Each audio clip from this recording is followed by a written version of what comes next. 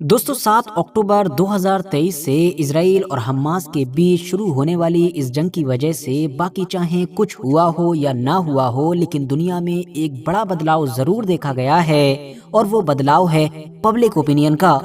Public opinion यानी लोगों की राय पूरी तरीके से बदल चुकी है। मुस्लिम वर्ल्ड को तो भूल ही जाइए, बल्कि यूरोप और अमेरिका के भी जो बड़े बड़े मशहूर देश हैं जैसे कि वॉशिंगटन, न्यूयॉर्क, लंदन, पेरिस, इन सभी में इतने बड़े बड़े लेवल के फिलिस्तीन की सपोर्ट में प्रोटेस्ट देखे गए कि जिस तरह के मुस्लिम दुनिया में भी कहीं पर नजर नहीं आए। और इसकी सिर्फ एक ही वजह है और वो ये है कि खुद वेस्टर्न मीडिया लगातार बताता आ रहा है कि इस जंग की वजह से यूरोप और अमेरिका की जो नई जनरेशन है, मतलब वो लोग कि जो 1990 या 2000 के दौर तक पैदा हुए हैं, उन लोगों की राय बदल चुकी है, उन लोगों का ओपिनियन चेंज हो चुका है। इस जनरेशन के ज्यादातर लोग पुरानी जनरेशन से उलट इजराइल की बजाय फिलिस्तीन को सपोर्ट कर रहे हैं। और ऐसा शायद इसलिए है क्योंकि ये लोग सोशल मीडिया का इस्तेमाल करते हैं, जबकि पहले की सभी जंगों में, पहले के सभी कॉन्फ्लिक्ट्स में सोशल मीडिया नहीं होता था, तो मीडिया के जरिए से लोग वही देख पाते थे कि जो ताकतवर लोग दिखाना चाहते थे। मगर दोस्तों यहाँ पर एक और भी ऐसी चीज है कि जिसको इन तमाम चीजों का सबसे ज्यादा क्रेडिट जाता है, बल्कि हम ये कह सकते हैं कि अगर ये एक चीज ना होती तो शायद गाजा का सोशल मीडिया भी सच नहीं दिखा पाता। और वो चीज कुछ और नहीं बल्कि कतर की वो न्यूज ऑर्गेनाइजेशन है, वो मीडिया संस्था है कि जिसको हम सब लोग अल जजीरा के नाम से जानते हैं, जिसको आज दुनिया भर में सबसे मशहूर और सबसे ऑथेंटिक न्यूज चैनल के तौर पर जाना जाता है। आप में से शायद बहुत कम ही लोगों को ये बात याद हो कि जब 7 अक्टूबर को ये जंग शुरू हुई थी तो फौरन ही अमेरिका ने अपने फॉरेन मिनिस्टर एंटनी ब्लिंकन को मिडिल ईस्ट के दौरे पर भेजा था, ताकि वो सारे मिडिल ईस्ट के देशों का मूड चेक कर सकें कि किसके क्या हालात हैं और कौन हमारा कितने लंबे वक्त तक साथ दे सकता है। बाकी मुस्लिम देशों के साथ साथ जब एंटनी ब्लिंकन कतर पहुंचे थे तो उन्होंने वहां की गवर्नमेंट को एक तरह से धमकाते हुए कहा था कि तुम कुछ करो या ना करो, सबसे पहले अल जजीरा की टोन को डाउन करो, यानी जिस तरीके से अल जजीरा रिपोर्टिंग कर रहा है उसको कंट्रोल में करो, पूरी तरीके से नहीं तो कम से कम आधी तरीके से। इस धमकी का ना तो कतर के ऊपर कोई फर्क पड़ा और ना ही अल जजीरा के काम में इस धमकी के बाद कोई असर दिखा। इजराइल इतना ज्यादा गुस्से में आ गया और परेशान हो गया कि कुछ वक्त के बाद ही, जैसा कि आपको याद होगा, कि उसने ऑफिशियली अल जजीरा को अपने यहाँ पर बैन कर डाला। मगर दोस्तों आपको जानकर शायद हैरानी होगी कि अल जजीरा न्यूज चैनल से इजराइल और अमेरिका से भी ज्यादा अगर कोई परेशान है, या ये कहें कि अल जजीरा न्यूज चैनल का इन दोनों से भी पहले से कोई बड़ा दुश्मन है, तो वो अरब दुनिया में ही सऊदी अरबिया, यूएई और बहरीन जैसे मुस्लिम देश हैं। अब आखिर इन मुस्लिम देशों की अल जजीरा के साथ ऐसी क्या दुश्मनी है, आखिर क्यों ये कई बार अपनी एड़ी चोटी का जोर लगा चुके हैं इस न्यूज चैनल को बंद करवाने के लिए, ये सारी चीजें तो हम आगे जानेंगे ही। उससे पहले ये भी जानेंगे कि आखिर अल जजीरा कब कैसे बना था, किसने इसको शुरू किया था और कैसे इतने कम वक्त में ही ये इतना ज्यादा पॉपुलर और ऑथेंटिक हो गया है कि आज के दौर में तो माना जाता है ये किसी भी देश के अंदर बड़े ही आसानी के साथ सरकारें बनवा और गिरवा भी सकता है। वीडियो में आगे बढ़ें उससे पहले मैं आप लोगों से ये रिक्वेस्ट भी जरूर करना चाहूंगा कि अगर अभी तक आप लोगों ने मेरा सेकंड चैनल के जिस पर मैं न्यूज और मेनली इजराइल और फिलिस्तीन के मैटर को कवर करता हूं उसको सब्सक्राइब नहीं किया है तो जरूर सब्सक्राइब करें। डिस्क्रिप्शन और कमेंट्स बॉक्स में लिंक मिल जाएगा। बाकी यूट्यूब पर साजिद ज़ुहैब लिखकर भी सर्च कर सकते हैं। मुद्दे पर वापस आएं तो अल जजीरा की शुरुआत 1 नवंबर 1996 जुमे के दिन कतर की राजधानी दोहा के अंदर हुई थी। ये वो दौर था कि जब पूरी मुस्लिम दुनिया में कोई न्यूज चैनल था ही नहीं। वैसे छोटे मोटे तो बहुत सारे थे, लेकिन उनकी अपनी कोई पहचान नहीं थी, क्योंकि वो जनरली लोगों की आवाज बनने की बजाय अपने देश की जो हुकूमत होती थी, जो बादशाह हुआ करता था, उसका ही गुणगान करते रहते थे। तो इस हिसाब से अब ये अरब वर्ल्ड का पहला आजाद मीडिया हाउस था। इस अल जजीरा नेटवर्क को शुरू किया गया था हमद बिन खलीफा अल थानी की तरफ से, जो उस दौर में कतर के अमीर हुआ करते थे और जो मौजूदा कतर के अमीर हैं उनके फादर हैं। कतर की हुकूमत को लगता था कि क्योंकि वेस्टर्न मीडिया मुस्लिम वर्ल्ड को गलत तरीके से दिखाता है, उसकी असली तस्वीर को नहीं दिखाता है, तो इसीलिए अल जजीरा का शुरुआत से ही मेन मोटिव मुस्लिम वर्ल्ड की खबरों पर नजर रखने का था और साथ ही साथ इसकी सही तस्वीर को दुनिया तक पहुँचाने का था। अल जजीरा पहला ऐसा अरबी चैनल था कि जिसकी کے خود کے نیوز رپورٹر اور سیٹلائٹ سسٹم ہوا کرتے تھے۔ شروعاتی دنوں میں یعنی 1996 میں تو اس کے اوپر بمشکل 6 گھنٹے ہی خبریں دکھائی جاتی تھیں، مگر پھر دھیرے دھیرے یہ وقت بڑھتا چلا گیا اور 1999 آتے آتے اس میڈیا ہاؤس میں کام کرنے والے لوگوں کی تعداد 500 کا آنکڑا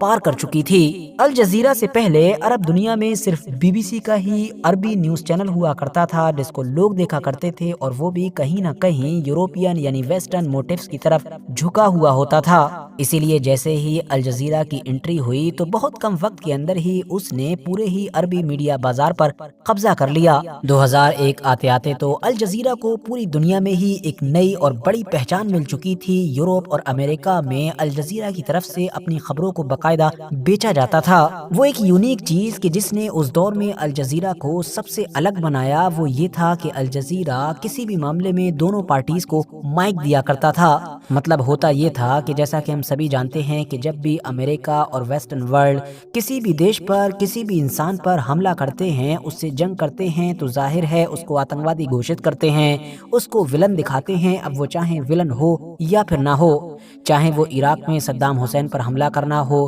یا پھر افغانستان میں طالبان کے خلاف جنگ کرنا ہو، تو ایسے حالات میں جو میڈیا ہوتا ہے وہ ظاہر ہے دوسری پارٹی کو ایک ولن کے طور پر، ایک کلر کے طور پر یا پھر ایک آتنکوادی کے طور پر دیکھتا ہے، تو ان کا اوپینین، ان کی سائٹ جاننے ہی نہیں جاتا ہے، اور جب ان تک میڈیا کا مائک ہی نہیں پہنچ پاتا ہے تو ظاہر ہے عام لوگوں تک ان کا پرسپیکٹو بھی نہیں پہنچ پاتا ہے۔ الجزیرہ نے اس روایت، اس دستور کو بدلا اور ہر جنگ، ہر کانفلکٹ میں دونوں سائڈز کی طرف مائک لے جانا شروع کیا اور یہ نعرہ دیا کہ ہمارا کام ہے دونوں سائڈز کو دکھانا، باقی کون صحیح ہے کون غلط ہے یہ تو دیکھ کر پبلک خود ہی ڈیسائیڈ کر لے گی۔ اور اپنے اسی کام کی وجہ سے شروعاتی دنوں سے ہی الجزیرہ امریکہ اور باقی یورپین طاقتوں کے نشانے پر آ چکا تھا، چاہے بات عراق وار کی ہو، عرب اسپرنگ کی ہو یا پھر افغانستان میں امریکہ اور طالبان کی جنگ کی ہو۔ ان سارے ہی ایونٹس میں الجزیرہ میڈیا کے طور پر سب سے بڑا کھلاڑی بن کر ابھرا۔ جس طرح کا کام اس نے کیا نہ تو پہلے کسی نے کیا تھا اور نہ ہی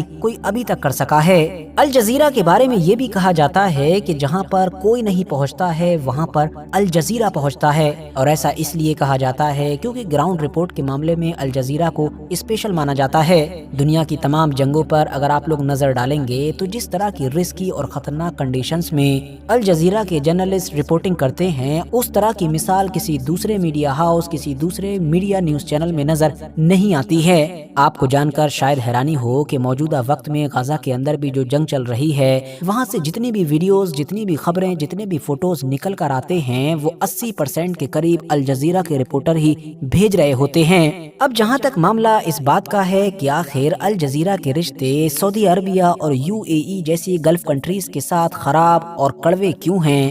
تو اس کے پیچھے سمپل سا ریزن یہ ہے کہ جیسا کہ میں نے آپ کو بتایا کہ 2011 میں ہونے والے عرب اسپرنگ میں الجزیرہ کا کافی بڑا رول تھا۔ عرب اسپرنگ اس کو کہا جاتا ہے کہ جب عرب ورلڈ میں ایک کرانتی شروع ہوئی تھی جس کے انڈر میں بہت سارے دیشوں میں ایک ایک کر کے عام لوگوں کے بڑے بڑے پروٹیسٹ کی وجہ سے سرکاریں تک پلٹ گئی تھیں۔ سعودی عربیہ، UAE اور بحرین ان دیشوں میں شامل تھے کہ جہاں کی حکومتیں عرب اسپرنگ سے بال بال بچ تو گئی تھیں مگر انہوں نے الجزیرہ کو ٹارگیٹ پر لے لیا تھا۔ 2016 اور 17 کا دور آتے آتے تو ان سارے گلف دیشوں کے قطر کے ساتھ رشتے اتنے زیادہ خراب ہو گئے تھے کہ انہوں نے قطر کے اوپر یہ الزام لگایا کہ یہ اپنے میڈیا کے ذریعے سے اس علاقے میں آتنکواد کو بڑھاوا دے رہا ہے اور ساتھ ہی ساتھ ایران کے جو ہم عرب دیشوں کا دشمن ہے اس کے ساتھ رشتے اچھے کر رہا ہے۔ ان الزاموں کے ساتھ سعودی عربیہ نے ساری گلف کنٹریز کے ساتھ مل کر قطر کے اوپر بین لگانا شروع کیا، اس کے اوپر بہت سارے سینکشنز لگائے بلکہ اس کو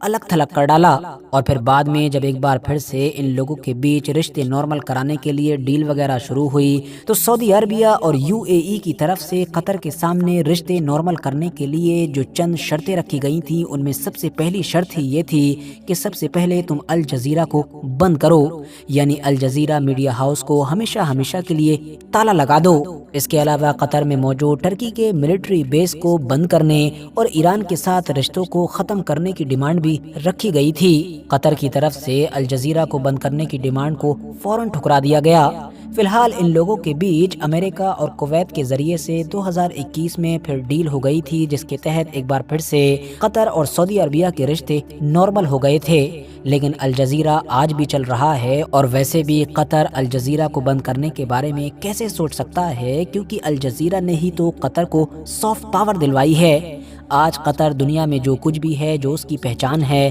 اس کا 50% سے بھی زیادہ کریڈٹ صرف اور صرف الجزیرہ کو ہی جاتا ہے۔ فی الحال اسی کے ساتھ آج کی اپنی ویڈیو کو بھی ہم یہیں پر ختم کرتے ہیں۔ ویڈیو اگر انفارمیٹیو لگی ہو تو لائک کرنے کے ساتھ ساتھ دوستوں کے ساتھ ضرور شیئر کریں، اور ایسی ہی نالجیبل اور ہسٹوریکل ویڈیوز ہمیشہ دیکھنے کے لیے ہمارے اس چینل کو سبسکرائب کرنے کے ساتھ ساتھ بیل آئیکن کو ضرور پریس کریں۔